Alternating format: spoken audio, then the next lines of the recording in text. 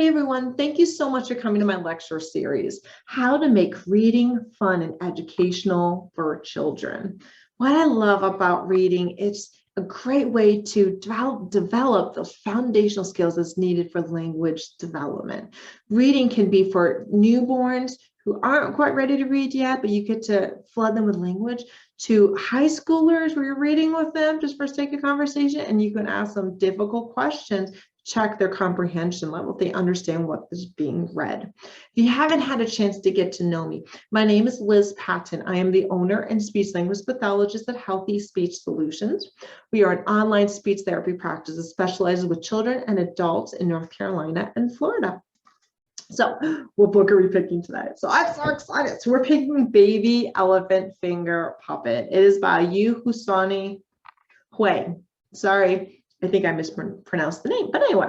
So if you take a look at Baby Elephant, the reason I picked this book is different because you actually get to interact with the puppet. It's a puppet, so he gets to interact with the page. So while we're reading this book, think about how can you use this puppet to interact? So like here, we're having the puppet start feeding and eating off of the tree.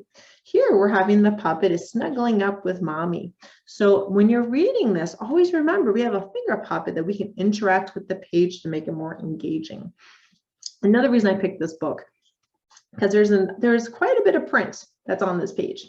What I mean by quite a bit of print, it's multi-sentences in some of the pages. So this is a great opportunity to ask the child questions to check if the child understood what you read. And we'll talk about that when we go a little bit farther. So what are we going to learn through reading today? Of course, word imitation. If you ever find an imitation, ask the child to say a word, say it. You're looking at the page. What is that? They don't know. That's an elephant. What is it? Elephant. Wow, look at the gray elephant with the pink ears. What is that? Elephant. So that you actually gave them the answer, but they have to delay to be able to remember what the answer is to be able to tell you it's an elephant. This book has a lot of actions. So it has actions that involved nuzzling up to the mom, showing love, has actions about stamping feet, has actions about eating, has actions about splashing in the water. So it's a great opportunity to be able to act out these actions, or to even have the child try to imitate you or test see if they know what these actions are. A lot of children will end up learning objects, but they don't always learn actions and adjectives, a little bit harder. So it's really good to be able to act them out when you're reading to make it engaging for them. This is a good opportunity with this book. We can talk about who questions, like who is a person, what, meaning what is the activity that the person is doing, or in this case, an elephant. Where, location, where the elephant is located. So we can ask them, that child, who, what, where questions in relationship to the book. This is a new one. We haven't gone over it all yet. Problem solving. When we're going through the story, we're going to read a sentence, and then we're going to ask the child a question to see if the child understands the question that is being asked, understanding the information on the page, and can the child understand it and take it to a whole new level by troubleshooting and problem solving from reading. And you'll learn a little bit more when we start reading through. It's so much fun what you can do from reading a book. So when Baby Elephant is hungry, she uses her trunk to find tasty roots and leaves. So you could ask and go, oh, what does Baby Elephant do when the elephant's hungry? And then the parent or the child could say, food, eat food. Okay. Well, it says here to find tasty roots and leaves. So what does this elephant like to eat? Does this elephant like to eat a hamburger? No, elephant doesn't like to eat a hamburger. That's silly. Okay, so what does an elephant eat? And they don't know. So now you can then point to the page. You can say leaves, roots. So you're pulling a light the words that are on the page to help them see that words have meaning. So now you can get them to say roots and leaves. And then look, this is a great opportunity we talked about before. Use the puppet. Pretend the puppet is eating the root. How much fun is that, eating the root? You can ask, where is the elephant? And the child could say, at a bowling alley.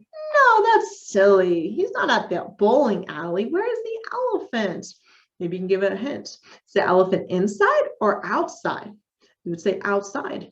Is the elephant in a park, or is the elephant in a safari? And you can kind of give the child hints to be able to predict where the elephant is.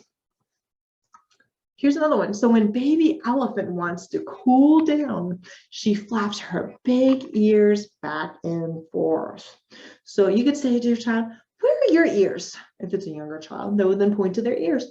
Where's the elephant's ears? Yes, there's the elephant's ears. Nice job. I have a silly question to ask. Why do you think the elephant flaps his ears back and forth? And that's a hard question. So why? It's a problem-solving question. And then the child could say, oh, because the elephant's being silly. Yeah, the elephant's being silly. But look, it says it cools down when it flaps the big ears back and forth. Cools down. So why is the elephant flapping his ears? And of course, you do that pause. 1 Mississippi, 2 Mississippi, 3 Mississippi. If you don't respond, then you can say, to cool down. The elephant is really hot. It's hot outside.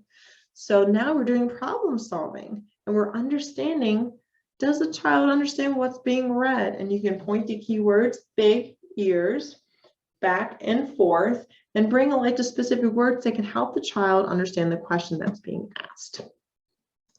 So how about this one? And baby elephant calls to her friends. She stomps her tiny little feet and makes a tiny trumpet sound. So this is a great opportunity to go over stomping. We want to act out stomping. We want to act it out. We want to go so crazy stomping. You can't see me, but I'm stomping my feet right now. You want to actually physically stomp. You want to pretend you're an elephant. Because you're doing a trumpeting. It's another action. So we are reiterating what these different actions are to help the child understand the concept of actions, which is really cool.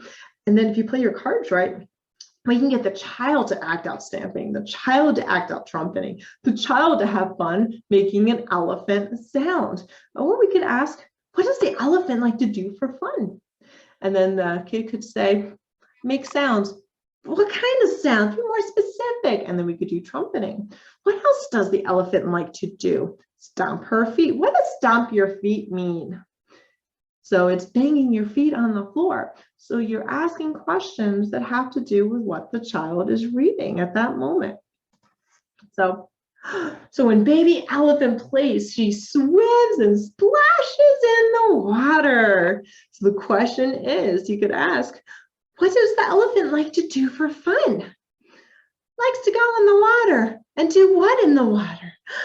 And then you may have to help swimming and splashing. And then we can go over the actions for the child to act out what swimming and splashing looks like. You could ask a where question. Where does the elephant like to hang out and go swimming in the water? I kind of gave the answer away there, but get them say the lake, get them say the pond, get them say whatever you can kind of come up with at that moment, just to get them to come up with a where location. In this particular instance, it's a small little pond that the elephant likes to hang out in. So you're asking some really difficult questions using a book that's so simplistic. So love this stuff.